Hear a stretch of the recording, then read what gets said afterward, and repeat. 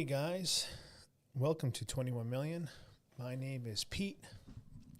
Please take a moment right now, like and subscribe to my channel. Got a big show. I am super prepared for today. We will go over the charts in just a second. So the Fed is discussing raising rates, and I wanted to talk about this just for a second. The Fed is definitely going to start lowering rates. I don't care if they hike it one more time. It's going to come. They're going to lower the rates. They have to show that the Biden administration is doing good work, and they're going to have to pump the economy. They know what they're doing. They're smart. They know they're not going to let this go on for too long. They're not going to let people suffer too long. You know, maybe another. It's cyclical. It's going to happen.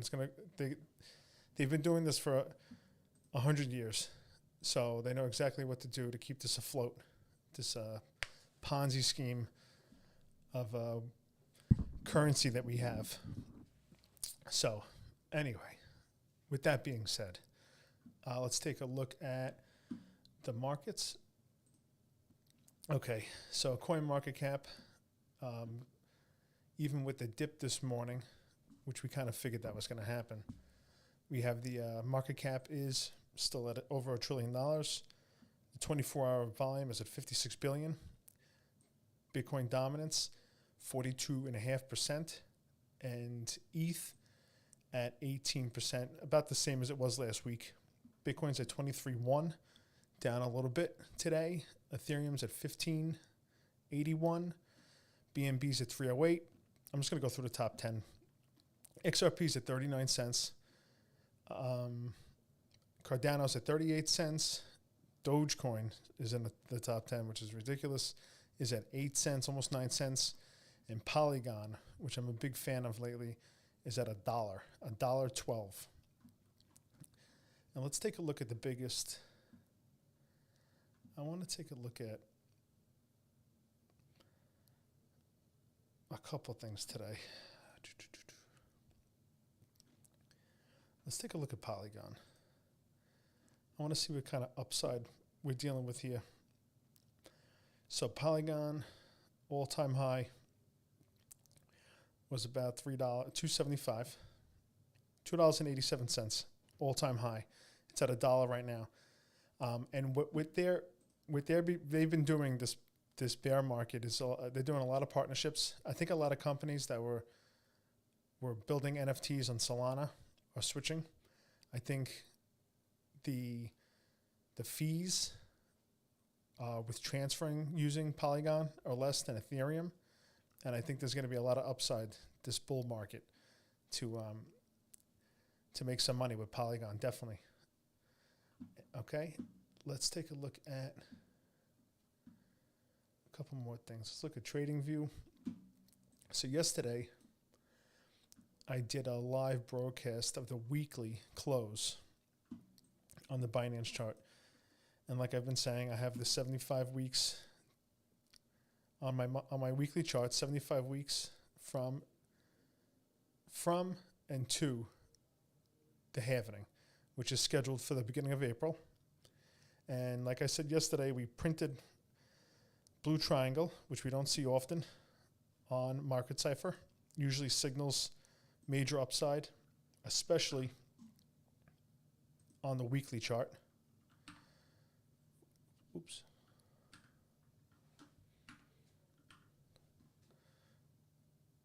Jeez. All right.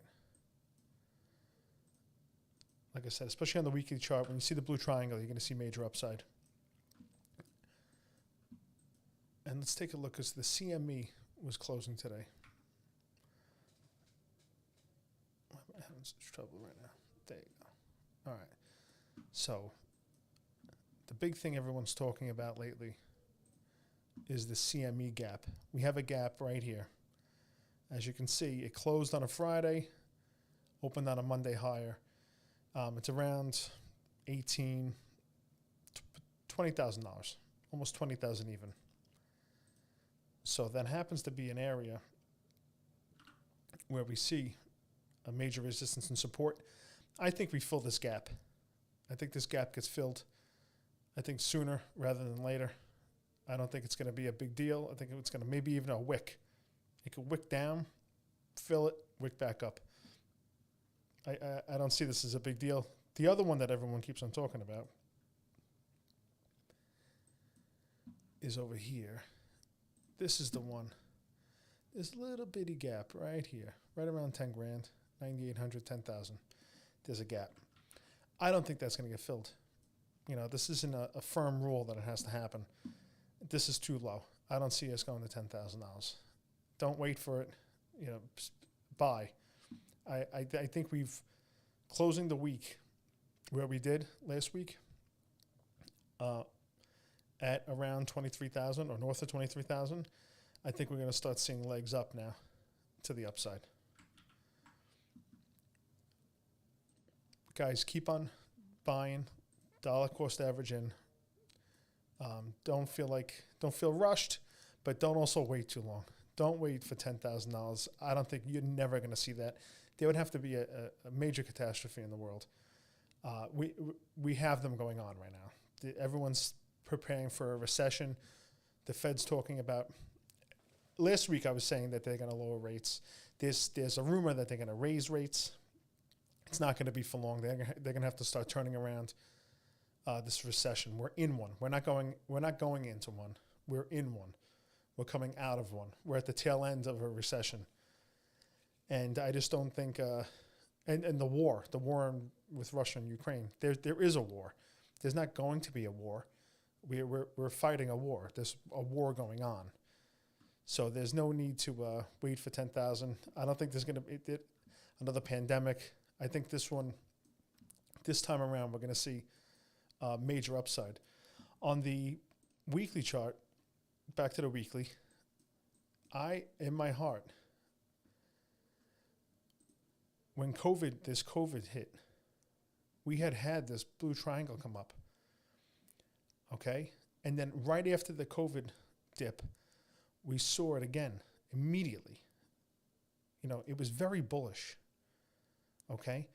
I remember thinking we were super bullish. I bought back into Bitcoin probably right around here, around nine. I was buying more. Around 9,500, I bought more, okay? I was very bullish. And then, obviously, COVID shutdowns. Was it Black Thursday that we had, that everything crashed? I think the market would have looked a lot more different. I think it would have went up significantly more if it wasn't for COVID, okay? I also think that this was a little bit of suppression. I think they were trying to keep the price down a bit. This next run, I think, is going to be something that we've never seen before, obviously. This next run, like I've been saying, I'm putting us up somewhere around 250. I think we're going to see a major upside.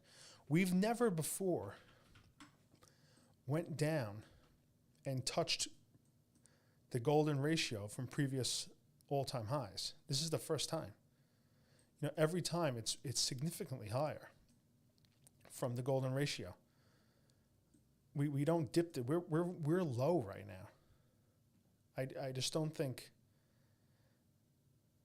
it's going to be big. It's going to be big, and it's going to get the Fed. It's going to get the Fed, and it's going to get the government scared. They're going to be nervous about this one. Let's look at a couple articles I saw. Speaking of the Fed. So I have here, it was on Zero Hedge today. White House targets cryptocurrencies, calling for stronger enforcement by regulators. The White House pointed to North Korea to justify the need for further legislation, highlighting a lack of security protocols, allowing North Korea to steal over $1 billion and fund an aggressive missile program. So they were basically accusing them, the hackers, to extract $1.2 billion from various digital asset projects. Right now, it's a smear campaign to hurt Bitcoin. They also mentioned in the article, obviously, FTX going unregulated, but that's their own fault. They were accepted. At the same token, the Fed the White House is calling for Congress to do more regulation, but 8 months ago they were accepting money in the form of donations from one of the worst Ponzi schemes in American history, worldwide.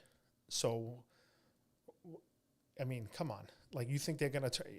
I think this is a smoke and mirrors. They're trying to demonize... they're going to blame it on North Korea being able to launder money. And in the meantime, it just hurts the common people. I don't think I should be punished for that. I think I should be able to... I'm entitled to privacy when it comes to my money. The CBDCs are going to be a nightmare. They're going to be able to control where you spend your money. Forget about knowing where you spend your money. They're going to be able to say you can and can't buy this. They were talking about at the WEF, the carbon taxes, that you're going to get allotted a certain amount of carbon credits. And if you go and spend it on, if you are a heavy commuter and you put gasoline in your car, that maybe that week you're not allowed to buy beef, because that's the impact on the environment, which is a load of BS. All right, not to go too far down the rabbit hole. Okay, another one. This week, crypto Twitter. This week on crypto Twitter. There you go, guys. I got it out. Binance faces more insider trading allegations. On Monday, Connor Grogan, a director at Coinbase, alleged that there has been some pretty obvious insider trading at Binance in the last 18 months. This is not the first time such allegations have been made. So he basically he's saying that, and I went back and I looked at the other time when they were accused of this. They're basically saying they know when things are going to get listed on Binance, so they're buying it before it gets listed. There's a pump, and then they're dumping their position. So, last week we had Binance was accused of putting all their money into pooling the money into wrong accounts. Okay. This week you have obvious insider trading, if this is true. Okay, if it's true, it's clearly insider trading. So somebody said last week that are they being run like startups? And they are. It's the Wild West. Binance can do whatever they want. There's no rules. Okay, Coinbase just got in trouble for not registering in a country. I forget which one it was. It might have been Denmark. They know better, but they can get away with things, and they're trying to get away with things. And right now, they can trade. There's insider trading. They can get away with it. If they can get away with it, they're going to. So that's what I have for you guys today. Please like and subscribe to my channel, and I will see you guys tomorrow. Tomorrow I'm going to be a little bit later. It's going to be about 3:30. But most days during the week I'm going to be here at 1 o'clock. And on Sundays, you will see me at 7 o'clock at the weekly close. So, guys, be careful out there.